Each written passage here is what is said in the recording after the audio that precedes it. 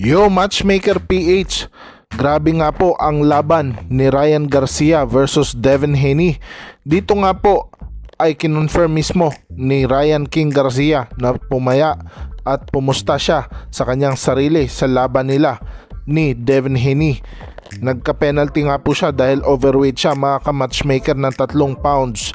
At dito nga po ay binawi naman niya sa kanyang pusta. Tumalpak nga po siya sa kanyang sarili. At dito nga po ay nakuha niya ang panalo. Nag-cash out nga po ng 115 million US dollars sa kanyang paltak na 2 million. Dito nga po ay laki ng tubo ni Ryan King Garcia. Dito nga po ay pinabagsak lang naman niya itong si Devin Haney. Official ay 3 beses, ngunit alam natin na 5 beses bumagsak ang The Dream Haney sa kamao na left hook ni Papa King Ryan Garcia.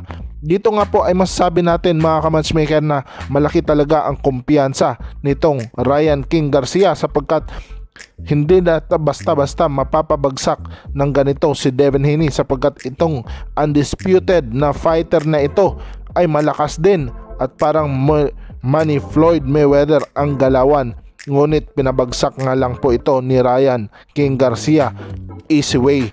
Kaya naman dito ay masasabi natin na stardom na talaga itong si Papa King Ryan Garcia, sapagkat malaki ang kanyang paniniwala na natalo niya itong si Devin Haney nang walang kahirap-hirap, kaya kung sino na lang ang kanyang kino-call out. Dito nga po ay masasabi rin natin na wala talagang lakas si Devin Haney para takutin itong si Ryan King Garcia.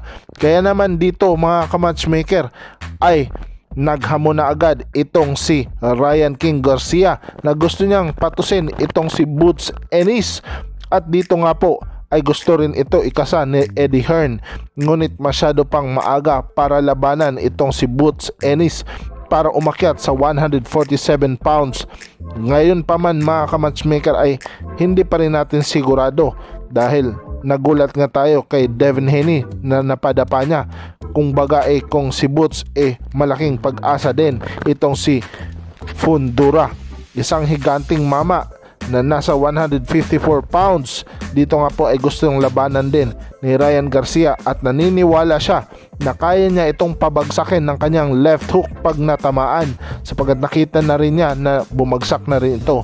Kaya naman nasa tugatog ng tagumpay itong si Ryan King Garcia, at sana ay mag-focus lang pa rin siya sa kanyang pagiging boksingero.